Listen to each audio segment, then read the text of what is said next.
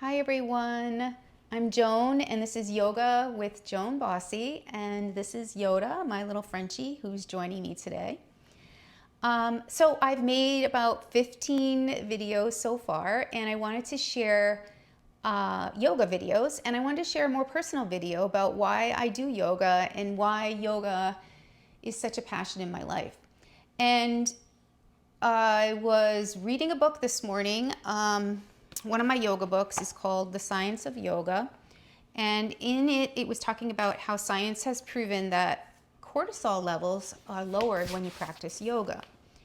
So cortisol levels are that hormone. Cortisol levels are the hormone that are secreted when you have that flight or fight feeling, when you're stressed, when you're worried, when you're upset, when you're fearful, your cortisol levels go up. And it got me thinking about how much I have benefited from that in my life.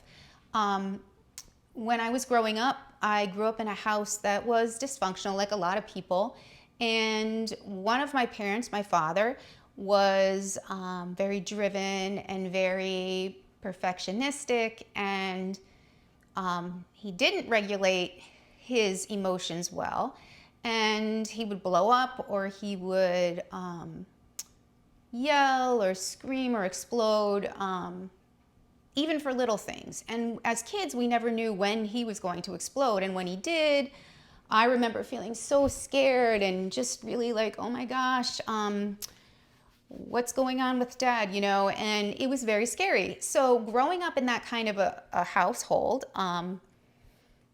caused me to have those high cortisol levels. And I remember being on edge a lot. And throughout school, I really didn't know about yoga. I didn't really know about how much movement could benefit me and lower my cortisol levels.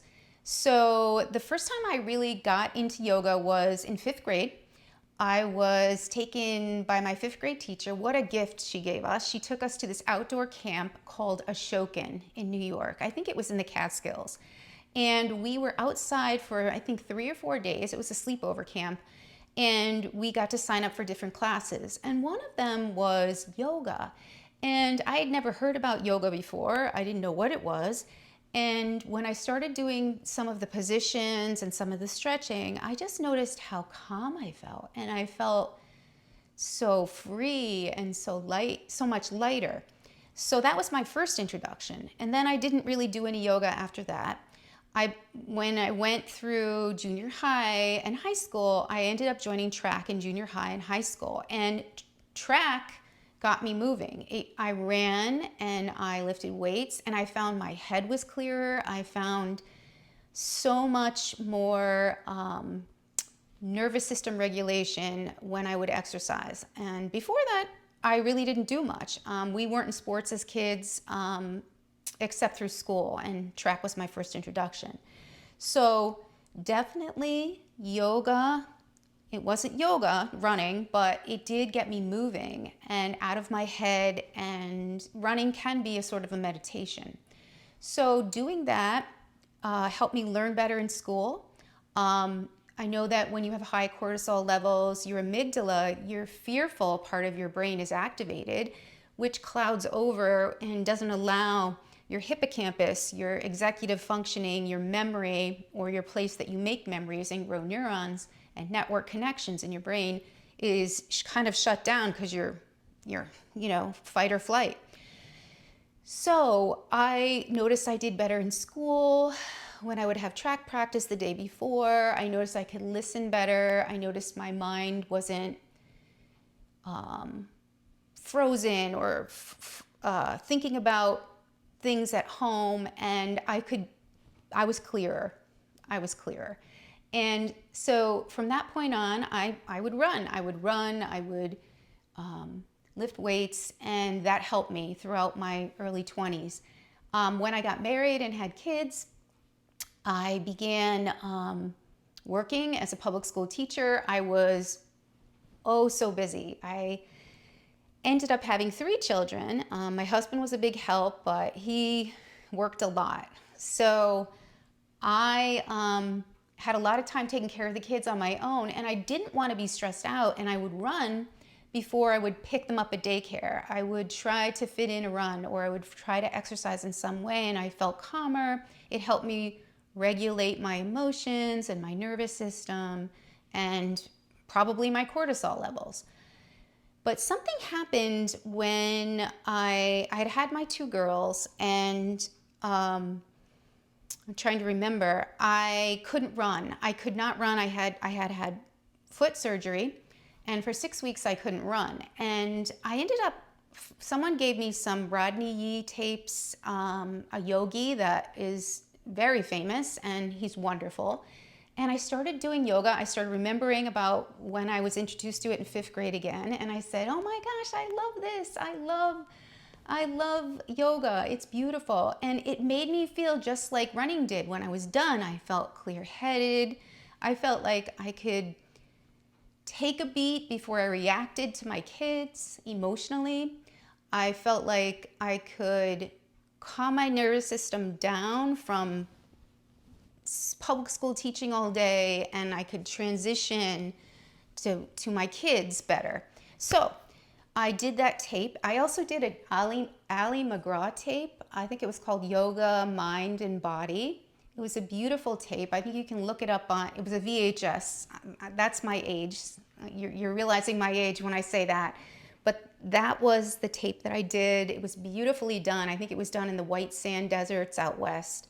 And she did an amazing job with it. I think she had Eric Schiffman, a great yoga teacher, help her make the video. And it's beautiful. And if you haven't ever tried it, I recommend it. You can look up Ali McGraw, Eric Schiffman. I think it's Yoga, Mind and Body. It's a beautiful tape. So I did that, and I realized that, you know what? I don't have to run. I don't have to pound the pavement to get that feeling of calmness. And yoga really helped me with that. So my third child was a boy, and when I became pregnant with him, Michael, my last, I did prenatal yoga. I went to prenatal yoga classes instead of my regular yoga classes, because after I did that Rodney Yee tape, I loved yoga, and I started regularly going. And I think it was very good because instead of running every day, I was cross-training. I was doing something else. So yoga helped me get through my pregnancy. It helped me recover postpartum when I was breastfeeding and when I was caring for my son and working full-time and also taking care of my two older girls. I had a sense of balance. I had a sense of I can control my emotions better with my kids, and it really helped me. So I continued to go to classes after I gave birth, regular yoga classes. I did do the baby and me classes with my son Michael. I have fond memories of that. I'll have to post some of the pictures of me doing that with him. He was just a little itty bitty thing when I started bringing him. So yoga's been a part of my life since 5th grade in some way. And let me continue. After I gave birth, I already said this, I continued going to yoga classes, and it was wonderful. And it was a wonderful balance for me, for my whole body. The stretching helped with my hamstrings from running and everything. And I highly recommend doing different sports as you age. So now, as I became closer to retirement in public school teaching, I taught for 30.5 years in Bristol Public Schools in Connecticut. And after retiring, I decided that I wanted to teach yoga. I knew this because I had gotten my certificate while I was still teaching when I was nearing retirement, and I said, I really want to teach it. It's benefited me throughout my life so much. I want to give back. I want to do it. I want to learn it from the inside out. I want to know how everything works and all the positions. So I got my 200-hour yoga certification, and I began teaching. And I am now a part-time yoga teacher. And I can say I'm going to be 59 years old this July. I'm proud to say.